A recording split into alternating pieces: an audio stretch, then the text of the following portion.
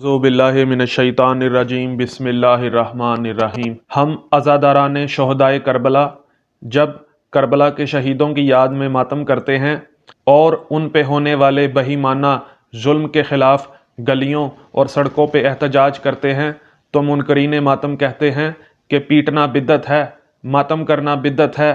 तो आप ये बिद्दत क्यों सर अंजाम देते हैं? क्यों सारा साल वावेला करते हैं, गिरेबान चाक करते हैं, अपने मुंह पीटते हैं, रुखसार नोचते हैं? तो ऐसे ही घिसे पिटे सवालात देवबंदी मसलक से शिया मसलक इख्तियार करने वाले मुबल्लिग आज़म इस्माइल देवबंदी अल्लाहु मकामहू से पूछे जाते थे।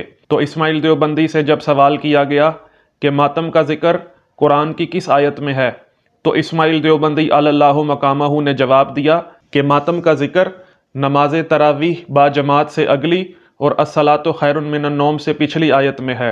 नमाज तरावीह बा जमात और अस्सलातु खैरुन मिनन नौम दोनों ही बिद्दतें हैं जो कि इनकी सहासिता जैसी कुतुब में लिखी हुई हैं। सामीन, इंशाल्लाह मैं आपको इन्हीं की मोतबर कुतुब से दिखाता रहूँगा कि ये ख़ुद सारा साल कौन कौन सी बिद्दात को इबादत समझकर अंजाम देते हैं और हम शियान अली अलैहिस्सलातु वस्सलाम पर एतराज़ात करते हैं।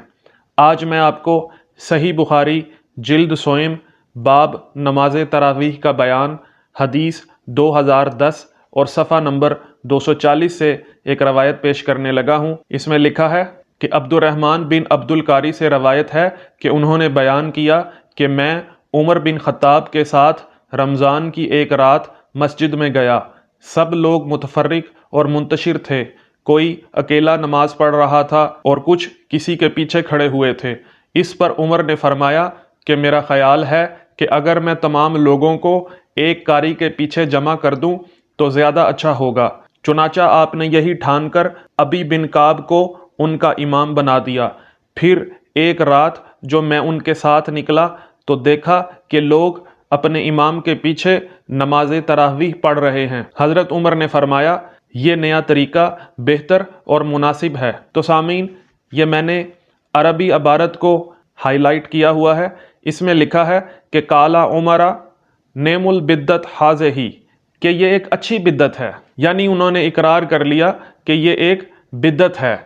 अब नबी मुअज़्ज़म सल्लल्लाहु अलैहि वसल्लम फरमा रहे हैं कुल्लु बिदअतुन ज़लालतुन, यानी हर बिद्दत गुमराही है।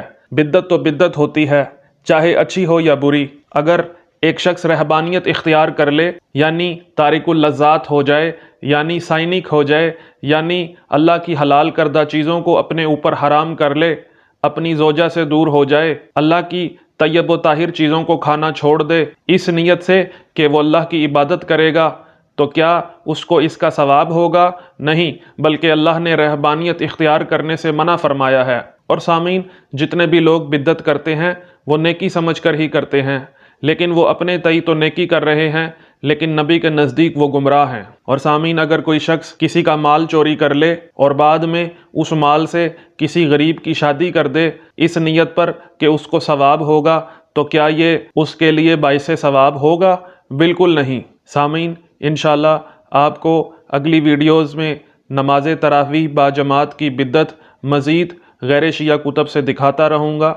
अगर आपको वीडियो पसंद आई है तो वीडियो को लाइक करें, कमेंट करें, और अगर आपने चैनल को अभी तक सब्सक्राइब नहीं किया तो चैनल को सब्सक्राइब कर लें ताकि आपको बाद में आने वाली वीडियोस देखने और सुनने को मिलती रहें। अस्सलामु अलैकुम वरहमतुल्लाहि वबरकातुहू।